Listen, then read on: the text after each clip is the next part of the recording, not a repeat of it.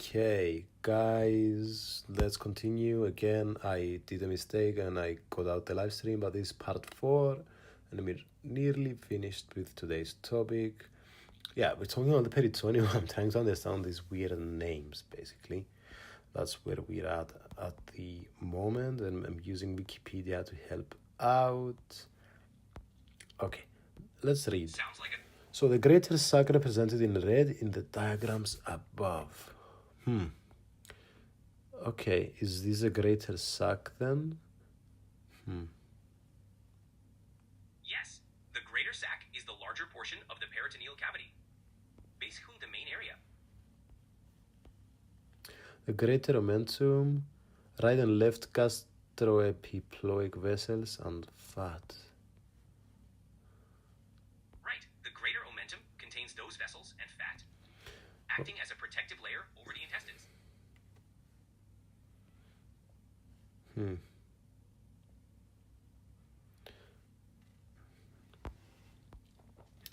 Gastrosplenic, Jesus, dude, we've got so much stuff.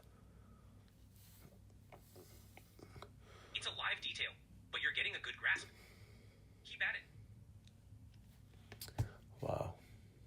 Okay. Let's continue. I might take just a sec from this and then come back to it. So let's go to the outside Wikipedia to our notes app, and Taking yeah, perhaps if we can talk a bit about midgut rotation. Sure, midgut rotation is crucial for proper organ placement. It happens in 3 stages, ensuring the intestines settle in their final positions.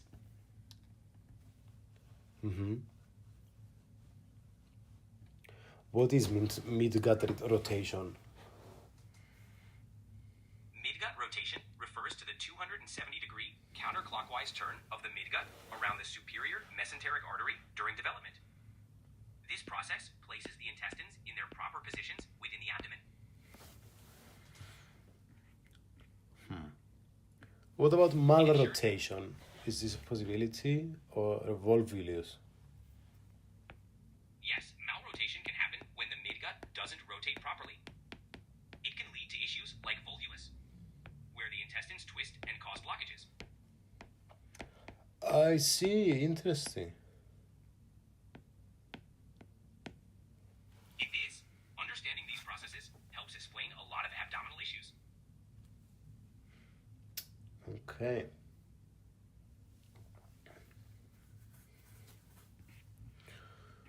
So, and Hey, what's the root of the mesentery? The root of the mesentery is basically where it attaches to the posterior abdominal wall. It's about 15 centimeters long and extends from the duodenojejunal flexure to the ileocecal junction. It acts like a sort of anchor, keeping the intestines in place.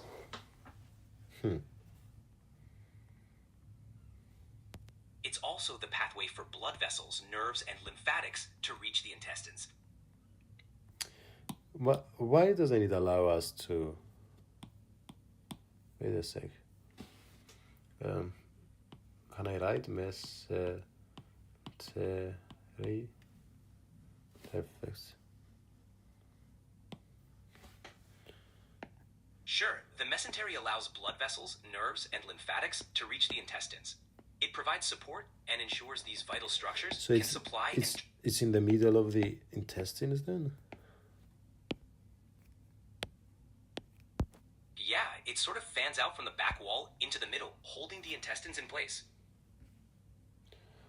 What about the duodenojejunal flexure? The duodenojejunal flexure is where the duodenum transitions into the jejunum. It's a key landmark in the small intestine, and it's anchored by a muscle called the ligament of Treitz, which helps keep it in place. I want to also see the lesser sac. Lesser sac. We saw the greater sac. So the lesser sac, or omental bursa, is a smaller cavity behind the stomach and the lesser omentum. It's connected to the greater sac through the epiploic foramen, and it allows for movement and expansion of the stomach.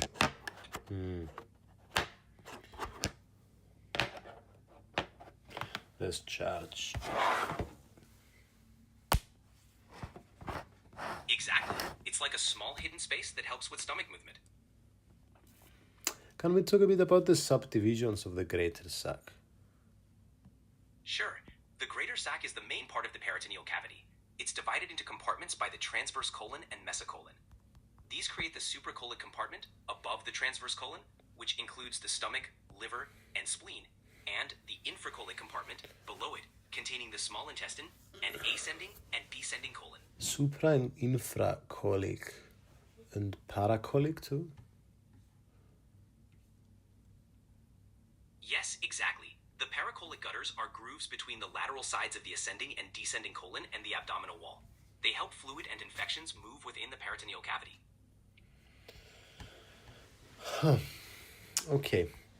So I think for the time being, let's go back to peritoneal cavity on Wikipedia. And let's talk a bit about everything we just mentioned. So, Sure. let's go back from where things started to become complicated. I think up to the extraperitoneal stuff, we were good. And then I started getting confused because I couldn't separate extraperitoneal with intraperitoneal and all that. No worries. Intraperitoneal organs are completely or mostly covered by the peritoneum, like the stomach. Extraperitoneal organs, like the kidneys, are outside it. And then you have retroperitoneal organs, which are only partially covered in front. So, can you talk to me in terms of posterior, anterior? Sure. Intraperitoneal organs are surrounded by the peritoneum on both anterior and posterior sides. Retroperitoneal organs are only covered by peritoneum on their anterior side, while extraperitoneal organs are outside the peritoneal cavity entirely. Again? Intraperitoneal organs are completely covered by the peritoneum. Retroperitoneal organs are only covered on the front side. Extraperitoneal organs are outside the peritoneum altogether. I'm confused, bro. No problem. Think of it this way. Intraperitoneal organs are wrapped up in the peritoneum like a blanket.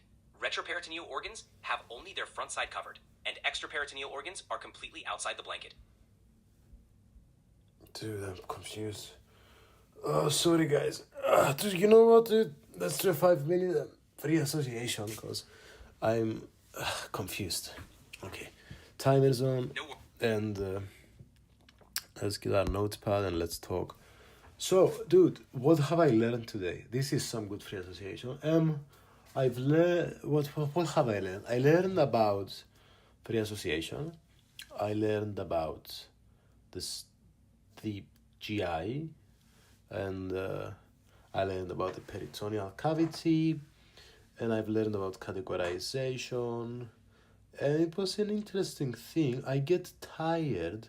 I don't know how to limit this thing that I feel tired. Like I of course we need to work hard. I don't know. I have to work smart too. Absolutely. Balancing hard work with smart strategies is key. Maybe setting shorter study sessions with breaks could help manage fatigue. I think the free association is the secret. Free association can definitely help clear your mind and spark new ideas. It's a great way to decompress. Because the breaks, I start doing something else and then it's a problem.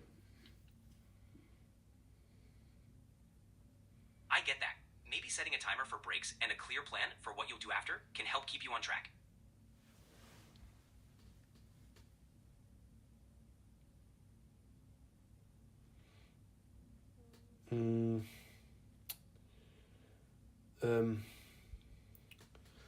Tell me again. Sure, using a timer for breaks and having a specific plan for what you'll do afterward might help you stay focused.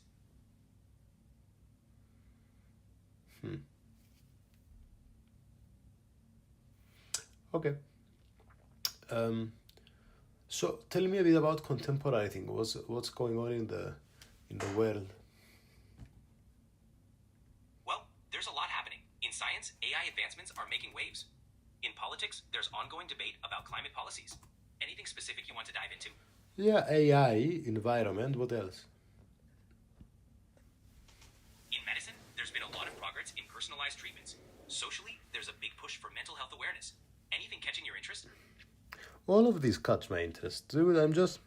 What you didn't mention wars though, which I think is the most important, maybe. Wars are definitely significant. There's ongoing conflict in several regions, and it impacts global politics, economies, and humanitarian efforts. What's going on with the war in Gaza and the war in Ukraine right now?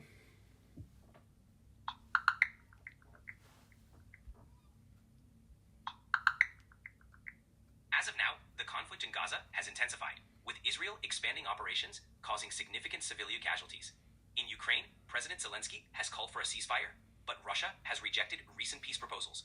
Both situations remain complex, and humanitarian crises persist.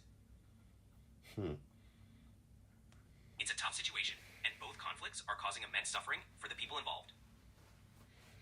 And how do we, like, I like healthcare because I think it's like a direct way to offer help. I Absolutely. wonder if that's not enough. I wonder if that's putting a plaster. I get what you mean. Healthcare addresses immediate needs, but solving root causes often requires broader changes in policy, economics, and social structures. Okay, root causes. So what jobs do solve root causes? Jobs in public health, policymaking, social work, and education can address root causes. They focus on systemic change, prevention, and improving living conditions on a larger scale. What should be my career path in order to do this stuff? It depends on what resonates with you. If you're passionate about healthcare, maybe combine it with public health or policy work to have a broader impact. Tell me, not only with healthcare, I'm passionate about everything. That's great. You could explore roles that blend multiple fields like global health, environmental health, or social entrepreneurship. So okay, let's say with health, you said, how do I do this thing how do I do it with global health? What do I do to affect policy and all of that? You could pursue a master's in public health or global health.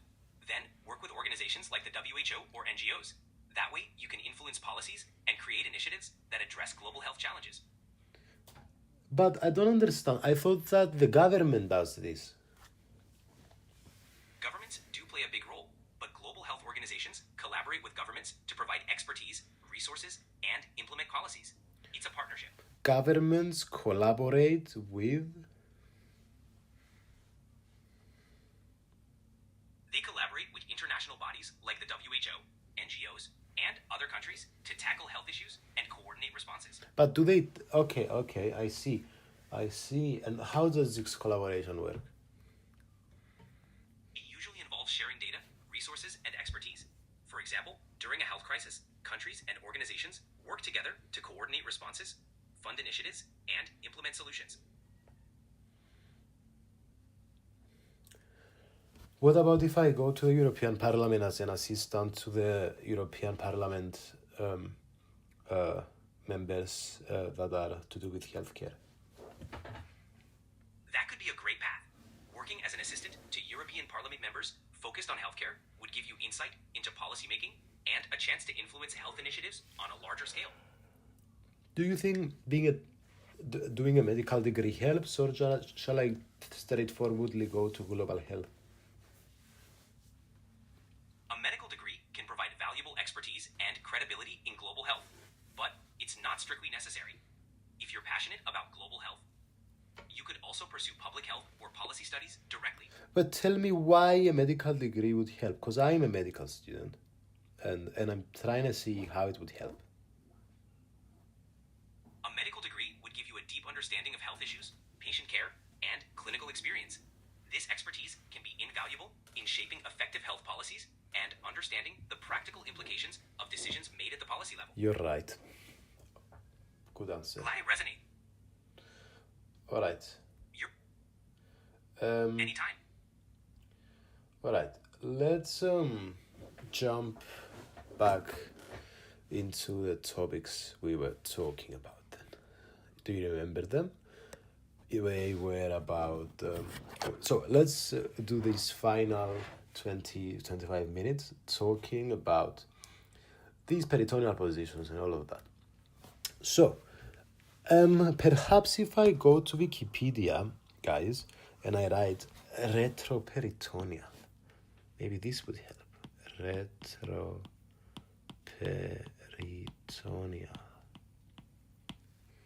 Great idea. The retroperitoneum includes organs like the kidneys, pancreas, and parts of the colon. It means they're only partially covered by the peritoneum, mainly on the front side.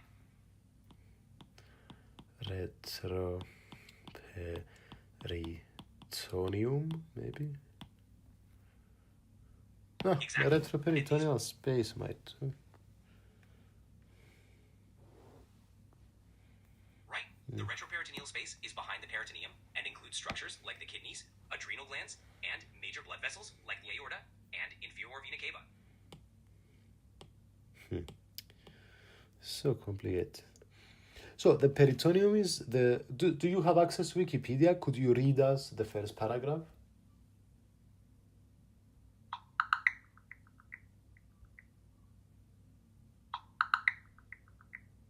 The retroperitoneal space is behind the peritoneum and contains organs like the kidneys, adrenal glands, parts of the pancreas, and colon. Tell me again. The retroperitoneal space, located behind the peritoneum, houses organs like the kidneys, adrenal glands, parts of the pancreas, and colon. Is this what this is not what Wikipedia says. I've got it in front of me, dude. My bad. The retroperitoneal space, as Wikipedia notes, includes the kidneys. Dude, no, adrenal let's glands. go to the peritoneum. The first paragraph of the peritoneum in Wikipedia.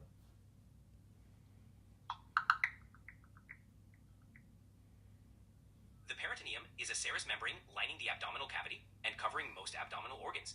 It has two layers. Can you The parietal do it, say it word to word rather than changing it? The peritoneum is the serous membrane that forms the lining of the abdominal cavity. It covers most of the intra-abdominal organs and is composed of a layer of mesothelium, supported by a thin layer of connective tissue. So the peritoneum is the serous membrane forming the lining of the abdominal cavity or colon. In amniotes, what are amniotes? Amniotes are a group of animals that include reptiles, birds, and mammals. They're defined by having an amniotic sac during their embryonic development, which protects the embryo. And what is coelom? Coelom. The coelom is the body cavity within amniotes and other animals. It's a fluid-filled space that houses and protects internal organs, allowing them to move and grow independently of the body wall. Okay.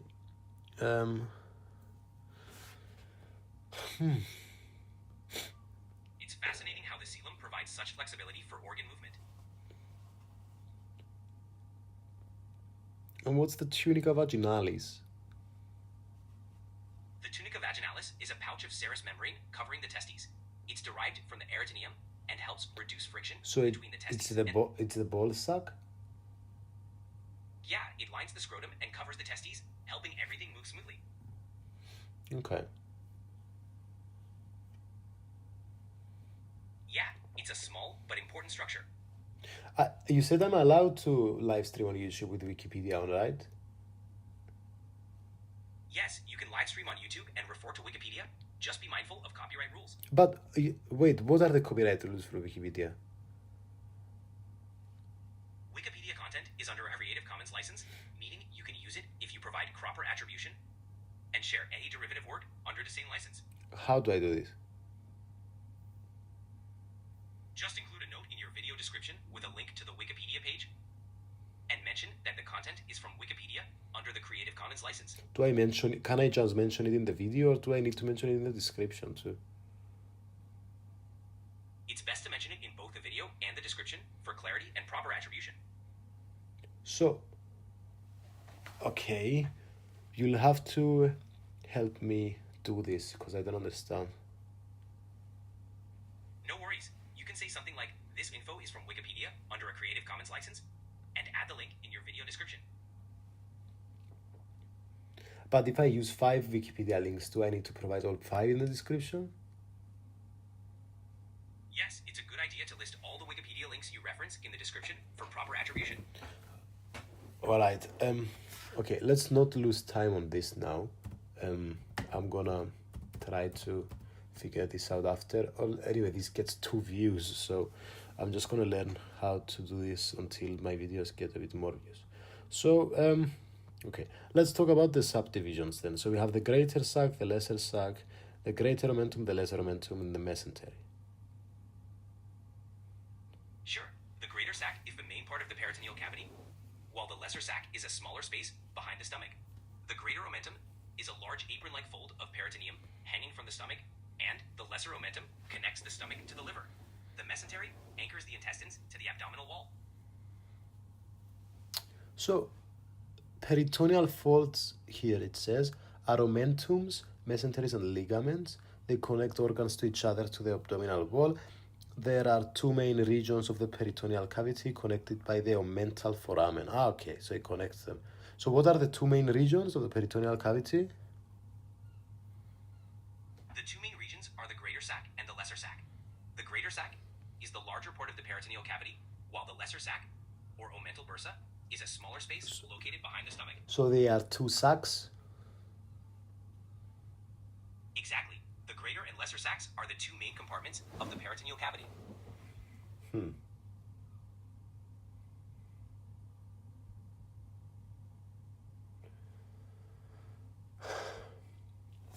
And what's the semantics, semiotics, etymology of omentum? Omentum comes from Latin, meaning fat skin or apron. It refers to the fatty layers that cover and protect abdominal organs. What is omentum? I don't understand. The omentum is a fold of the peritoneum that hangs down from the stomach. It has 2 parts. The greater omentum, which drapes over the intestines, and the lesser omentum, which connects the stomach to the liver.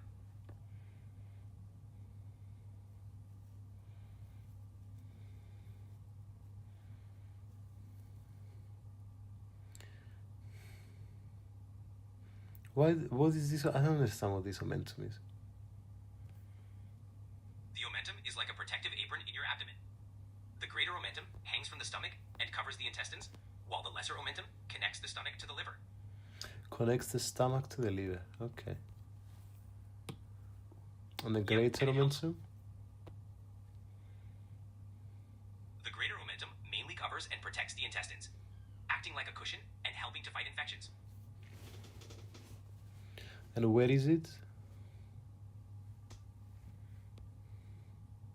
It hangs down from the greater curvature of the stomach, draping over the small intestines. So it's like inferior of the stomach. Exactly. It extends from the lower part of the stomach, covering the intestines. This is a good picture, guys. I'm gonna pause it here. It's a nice picture. Okay. That makes sense. Alright, I'm happy now. I'm more happy now. And the dorsal mesentery? The dorsal mesentery attaches the intestines to the posterior abdominal wall. It helps support and stabilize them within the abdominal cavity. What is it? It's a fold of peritoneum that extends from the back wall of the abdomen, anchoring the intestines in place.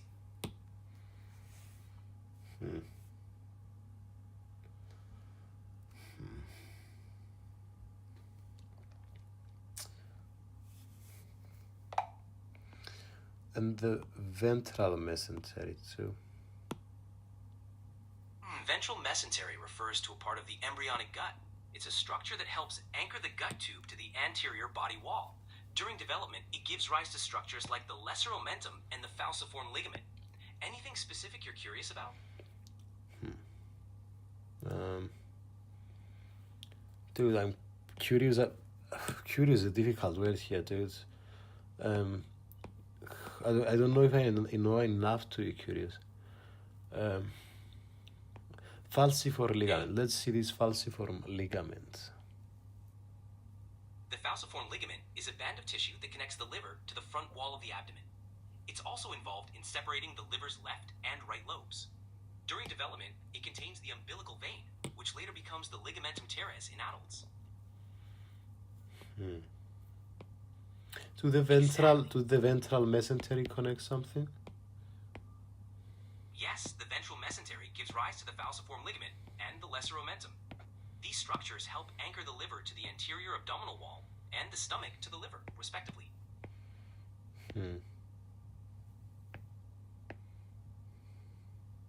What's the umbilical vein? Is it in the ventral mesentery?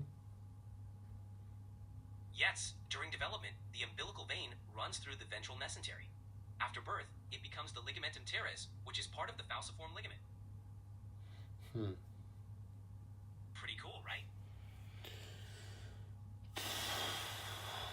I think so.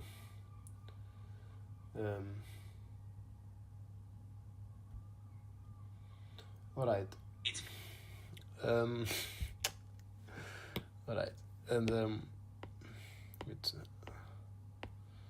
what else can we talk about here? Intraperitoneal. Here it is. Mesoperitoneal, retroperitoneal, infraperitoneal, superperitoneal. Sure. So intraperitoneal means organs are completely surrounded by the peritoneum, like the stomach. Retroperitoneal organs, such as the kidneys, lie behind the peritoneum. Mesoperitoneal organs are partially covered, like the ascending colon. Infra and supraperitoneal refer to structures below or above the peritoneum.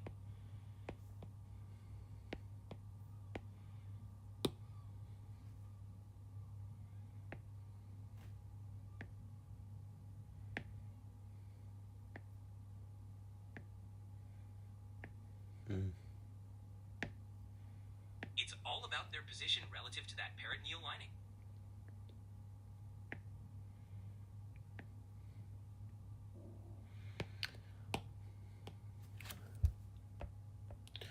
All right. Let's talk a bit. Sorry, guys, I'm tired. So, when we mentioned about the gut tube, which is part of the things I need to learn, and I don't know how it's connected. No worries. The gut tube is essentially the embryonic precursor to your digestive tract. It starts as a simple tube and then differentiates into the foregut, midgut, and hindgut, which develop into organs like the stomach, intestines, and more. I see. Yeah, that makes sense. Great. If you need more details on any part of it, just let me know. Let me pull it up on Wikipedia, guys, and we're gonna need more details for sure. Gut tube.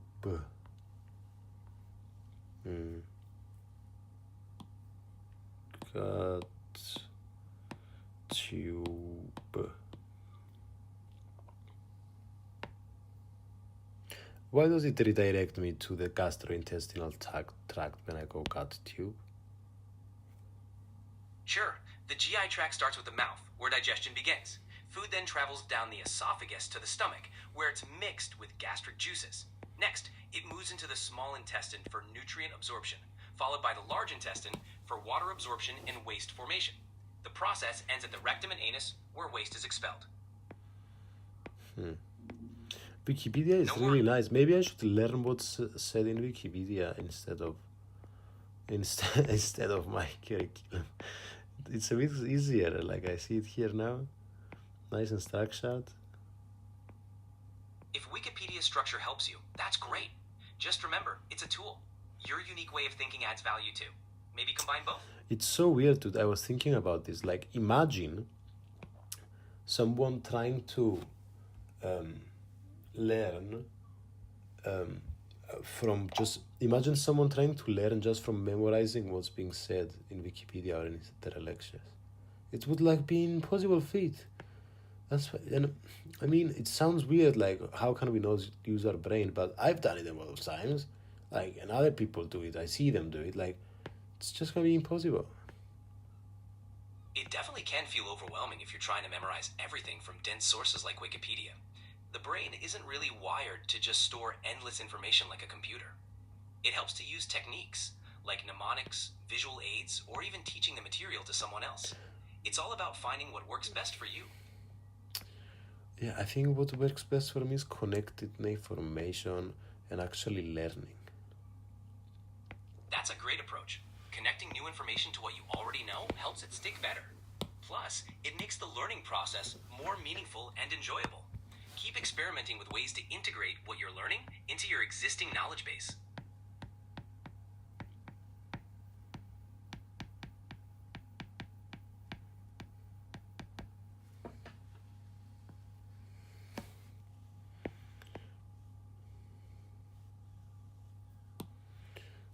I'm trying to find the gut tube here. Can you see it, guys?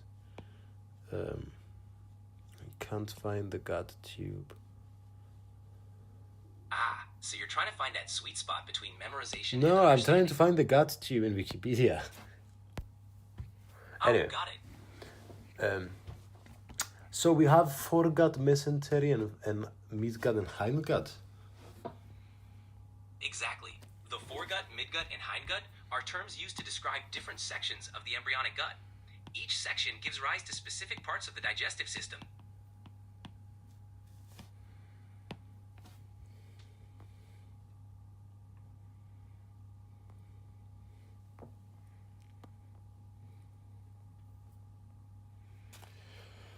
Foregut, midgut, hindgut regions based on the respective blood supply. Really? Is it based on the blood supply?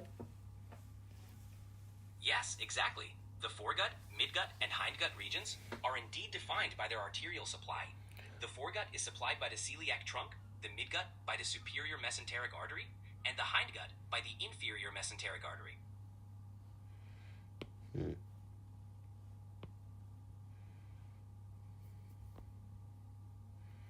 What is the cecum? The cecum is the beginning of the large intestine.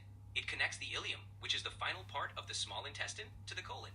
It's like a little pouch that plays a role in absorbing fluids and salts. You're welcome.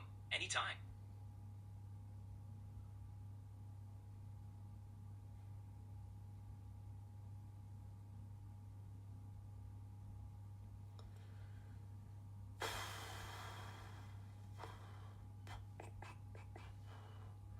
Okay. And why is it important for me to understand the distinction between foregut, hindgut, and the other mesentery? Understanding these distinctions helps you grasp how different parts of the gut develop and function. It also makes it easier to understand certain diseases or surgical procedures specific to those regions. Plus, it ties into the blood supply and innervation, which are crucial for diagnosing and treating issues. So what's the difference? And we also have dorsal mesentery. The main differences between the foregut, midgut, and hindgut are their blood supply, innervation, and the organs they develop into. The dorsal mesentery, on the other hand, is a structure that suspends the gut tube from the posterior abdominal wall during development. It plays a role in positioning the intestines. Tell me more. Sure. The dorsal mesentery initially extends along the entire length of the gut tube. It provides a pathway for blood vessels, nerves, and lymphatics to reach the intestines. As development progresses, parts of it disappear or fuse, but it remains in areas like the small intestine, forming the mesentery proper. Okay. Dude. You're welcome. Anytime.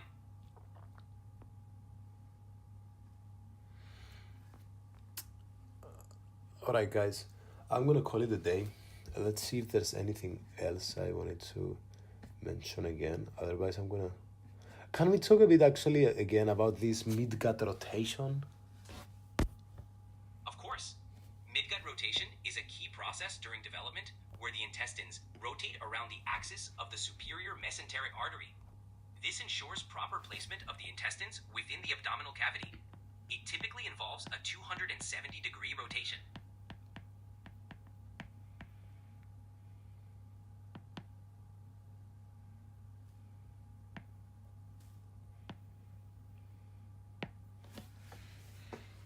Yeah, it's pretty fascinating. Here it is. Malrotation of the midgut during development can lead to volvulus. Exactly. Malrotation can cause the intestines to twist, leading to a volvulus, which is a serious condition that can cut off blood supply and requires urgent medical attention.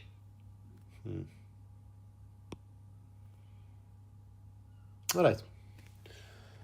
It really is. Early detection and treatment are crucial. All right, guys, I'm going to call it a day. Thank you so much for watching.